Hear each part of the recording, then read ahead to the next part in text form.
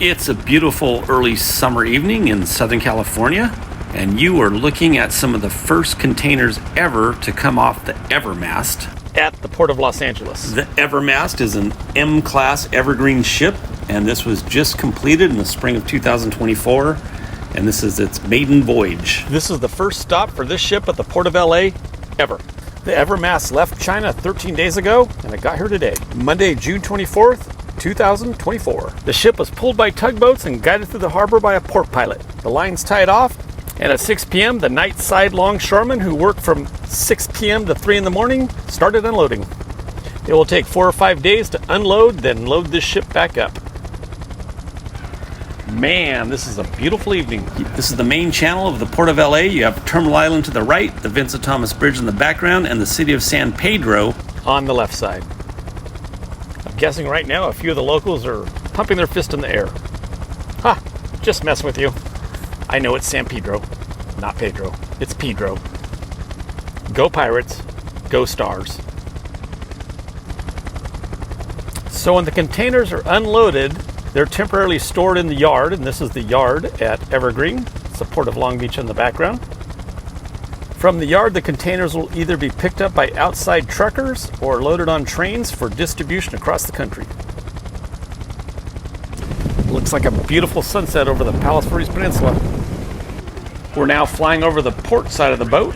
And this is where all the action is. There's 5 cranes working this ship. And my brother happens to be one of the crane drivers. That's his crane right there. It's the mid-aft crane. And what are the chances of me flying my fake helicopter around and then seeing my brother working? That's crazy. So each crane is assigned a lane. So if there are 5 cranes working, there's 5 lanes that the trucks can use. And look right down there and you can see a truck or a UTR getting in their lane to head into the crane to pick up a load. Each UTR are assigned a lane also, and they will go underneath their assigned crane, and a container will be dropped on the back of it, either on a chassis or a bomb cart, and then they will take it to the yard, drop it off, and pick up a new one. In the time it took us to kind of circle the ship here, the sun has set over the Palos Verdes Peninsula, where all the rich people live. Dusk is a super cool time at the Port of LA. That's when the lights start coming on and it gets very, very peaceful. Usually the wind stops and it just is a very, very nice time at the port.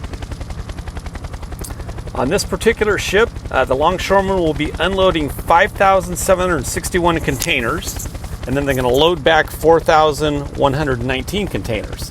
So the containers they load back on the ship will be mostly empty, and they'll go back to China and they'll fill them up with smartphones, refrigerators, meth-making ingredients, some fentanyl, computers, and those dorky metal detectors you see people using at the beach. And that'll all be shipped back to the United States for our consumption. As I've been babbling, we've been flying over the ship from the bow to the stern, taking a look at what it looks like from the top down.